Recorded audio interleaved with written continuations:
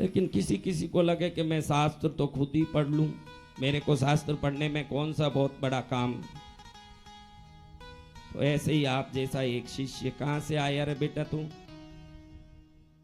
उड़ीसा से आया।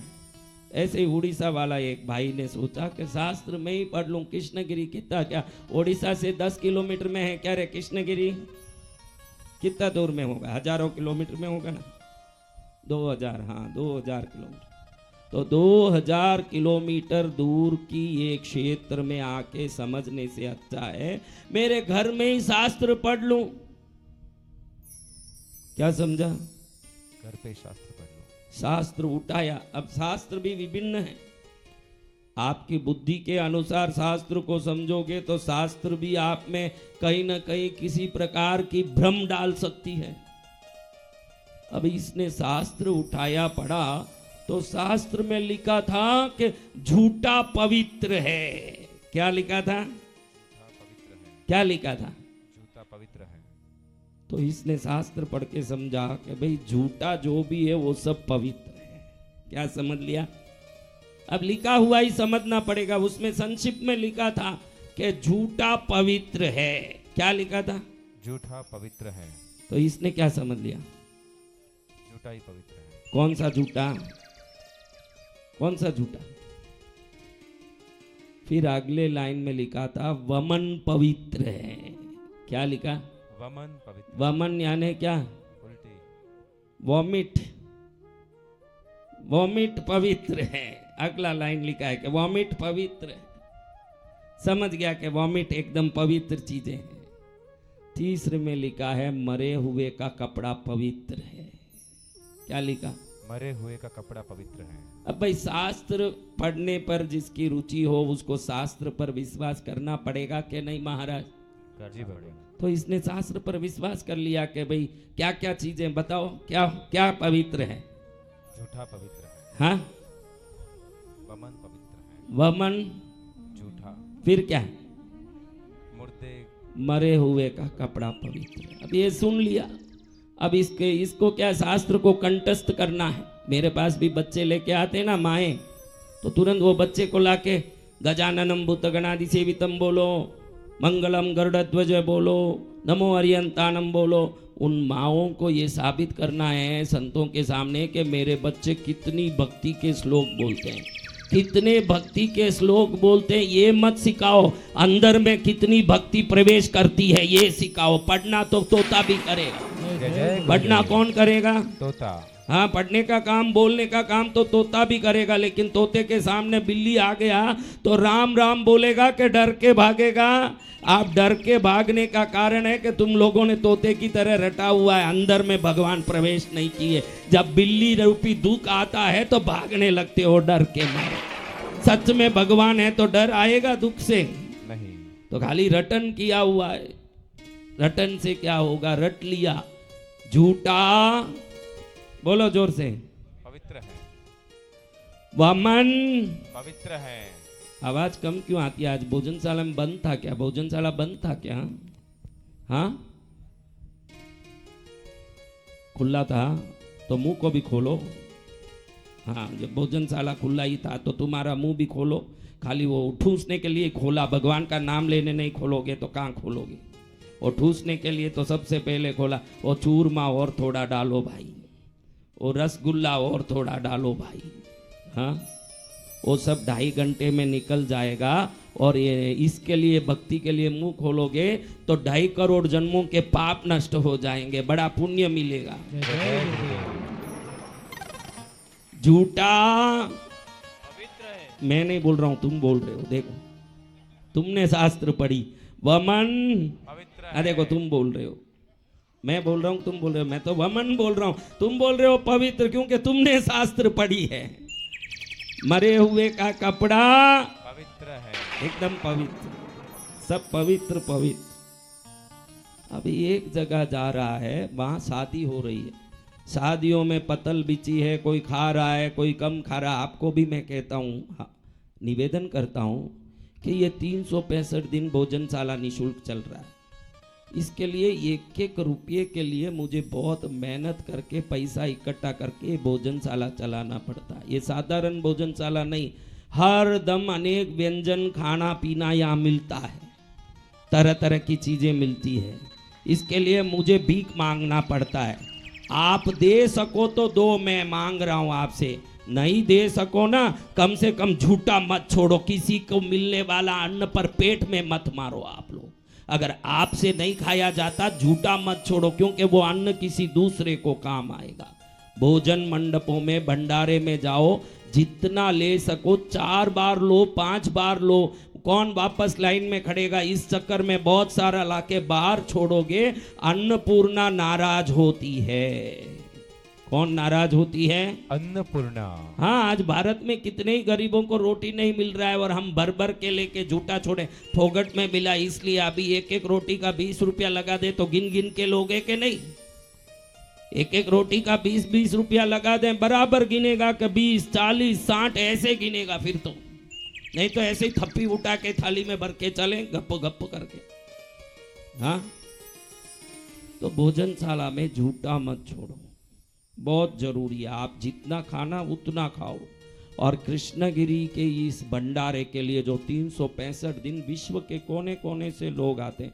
अभी अमेरिका से आए हैं, यहाँ कनाडा से आए हैं, नेपाल से आए हैं, मॉरिशियस से आए हैं, विभिन्न देशों से आए हैं लोग।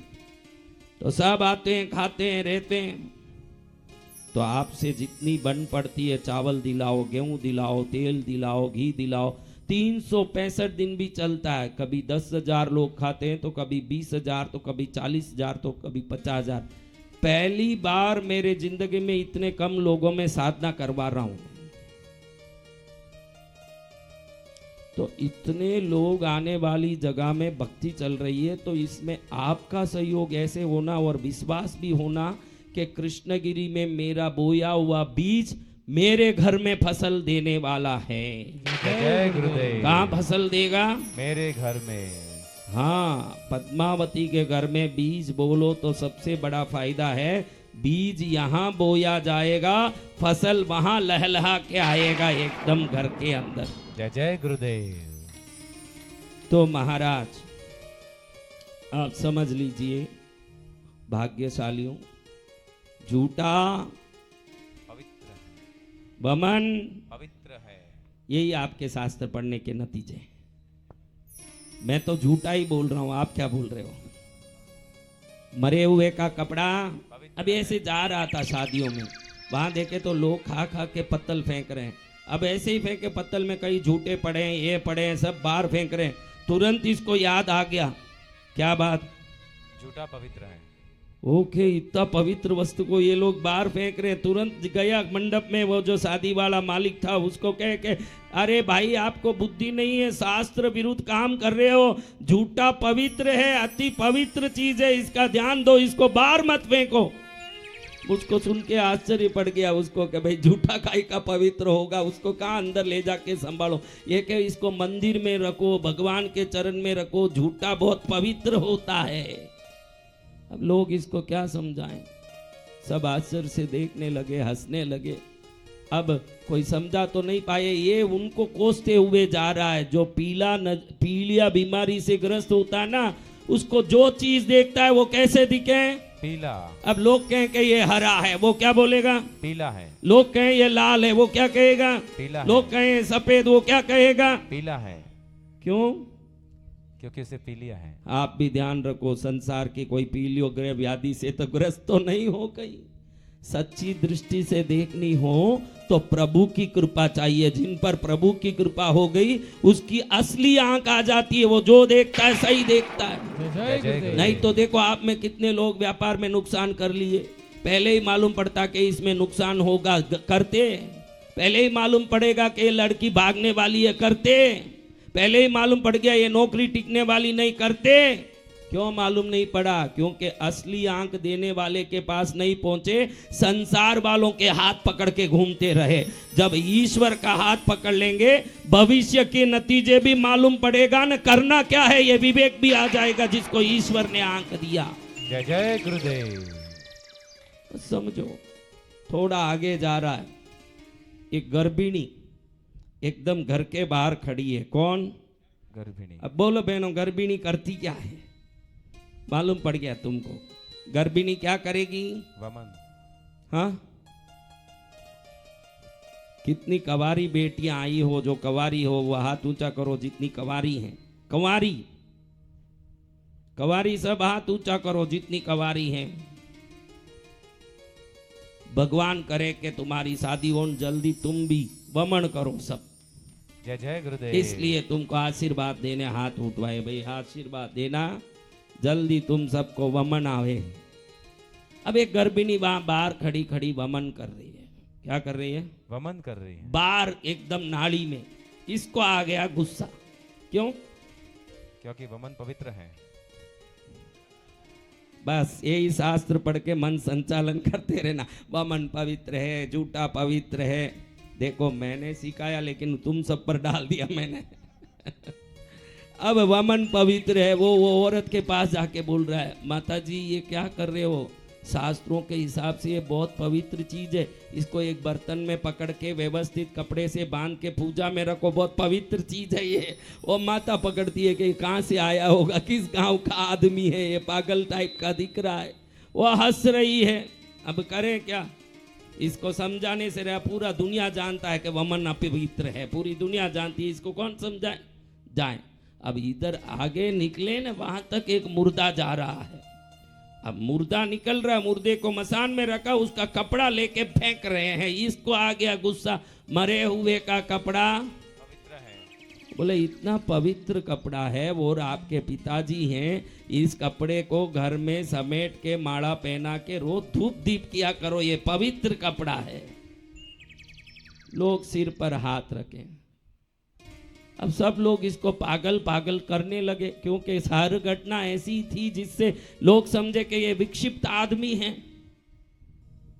तो ये गया अपने घर बड़ा उदास होके रोते। मैं सच बात कहता हूं तो दुनिया मानती नहीं है। दुनिया आजकल यूट्यूब के पीछे पड़ी, फेसबुक के पीछे पड़ी। असली शास्त्र का ज्ञाता तो मैं हूं। मैंने शास्त्र पढ़ के कहा, उसको लोग नहीं मानते और यूट्यूब को मानते हैं। मैंने कहा कि भाई झूठा पवित्र है, लोग नहीं मान रहे। वमन पवित्र है, लोग नहीं मान रहे। मरे हुए का कपड़ा पवित्र है, लोग नहीं मान रहे। पागल लोग हैं, मुझे पागल बोल रहे हैं। बड़ा गुस्सा आया इसको। फिर याद आया कि जिस गुरुजी के पास अपन जाते थे, वो गुरुजी को छोड़ के हमने शास्त्र पकड़ा। गुरुजी को ही जाके बोलते हैं कि शास्त्र में क्या लिखा है, कि ऐसे लिखा, लोग मुझे पागल कह रहे हैं। बसंत विजयी गुरुजी के पास आया। जय जय गुरुदेव। आके बोलता, महाराज ये शास्त्र में लिखा झूठा पवित्र और लोग हंस रहे हैं। तो महाराज जी ने कहा, बेटा झूठा पवित्र है, लेकिन तू सोचे वो झूठा नहीं। एक वस्तु से शास्त्र निरूपण होता है, सभी वस्तुओं से नहीं। शास्त्र कहता झूठा पवित्र यानी जिस बछड़े के स्तन से दूध चूसने के कारण जो स्तन झूठा हो गया, फिर भी उस गाय का दूध लेके देवों का अभिषेक करते हैं, तो वो गाय का झूठा पवित्र है। जय जय गुरुदेव। बछड़ा क्या करता है? सबसे पहले दूध पीता है। क्या करता है? तो क्या हो जाता है? स्तन झूठा। हाँ, झूठा। फिर उसको क्या धोते हैं, पानी से साफ करते हैं। फिर क्या करते हैं? दूध दूह के उसको पद्मावती को, पार्श्वनाथ को, भैरव जी को डायरेक्ट अभिषेक करते हैं। बछड़े का झूठा लगा हुआ भी दूध पवित्र है। इस शास्त्र का अर्थ ये है, गुरुजी समझाते हैं। झूठा पवित्र यानी दूध पवित्र है, झूठा पवित्र नहीं है। क्या पवित्र है? दूध। वमन पवित्र यानी क्या? मधुमक्खियां फूलों में जाके शहद को अपने मुंह में इकट्ठा करती है, फिर छत्ते पर जाके अपने मुंह से वमन करके उस मधु को छत्ते में एकत्रित करती है। तो मधु का वमन किया, मधुमक्खी का वमन किया हुआ शहद भगवान के अभिषेक में काम आता है। वो मधु पवित्र है। उसका अर्थ क्या है? हाँ, दूध पवित्र है, मधु पवित्र है। शास्त्र में लिखा तो शास्त्र को ऐसे ही नहीं पढ़ना, शास्त्र के आशय को अच्छे से समझ के पढ़ना। इसलिए शास्त्र का पुस्तक नहीं, उसको समझाने वाले सदगुरु की जरूरत है, वरना उल्टा सीधा पढ़ के घबराहट पैदा करें। जय जय गुरुदेव। और क्या लिखा था? मरे हुए पे कपड़ा। तो मरे हुए का कपड़ा पवित्र है।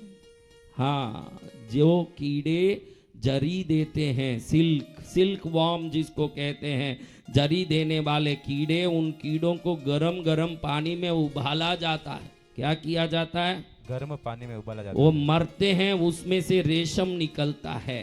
वो रेशम का वस्त्र पहनने वाले पर किसी भी प्रकार का सूतक नहीं ऐसे माना जाता है। सभी सूतकों से मुक्त करने वाला पवित्र वस्तु रेशम का कपड़ा माना जाता है। वो मरे हुए कीड़े से मिलता है, इसलिए मरे हुए का कपड़ा पवित्र है। जय जय क्या गुरुदेव। पवित्र है? मरे हुए का कपड़ा। हाँ, मरे हुए का नहीं, मरे हुए रेशम के कीड़े का कपड़ा पवित्र है, ऐसे धर्म मानता है। इस कपड़े को पहन के आप कहीं भी घूमो, आपको सूतक नहीं लगता। कोई सूतक वाला ये कपड़े पहनने के बाद आपको हाथ लगा दे तो भी आपको सूतक नहीं लगता। तो बोलो क्या पवित्र है? दूध पवित्र है, मधु पवित्र है, रेशमी वस्त्र पवित्र है। ऐसे शास्त्रों में, सनातन धर्म में जो बताया, शास्त्र में उसको संक्षिप्त में लिख दिया कि झूठा पवित्र है, वमन पवित्र है, मरे हुए का कपड़ा पवित्र। अब इसको ऐसे ही पढ़ के समझोगे तो क्या समझोगे? क्या समझोगे? तो अब कौन चाहिए? गुरु। गुरु ना मिले तो हम ज्ञान कैसे पाएंगे? गुरु ना मिले तो, गुरु ना मिले तो हम ज्ञान कैसे पाएंगे? गुरु ना मिले तो ज्ञान के सिवा भव पार कैसे पाएंगे? ज्ञान के सिवा भव पार कैसे पाएंगे? गुरु ना मिले तो, गुरु ना मिले तो हम ज्ञान कैसे पाएंगे? गुरु ना मिले तो हाथ ऊपर।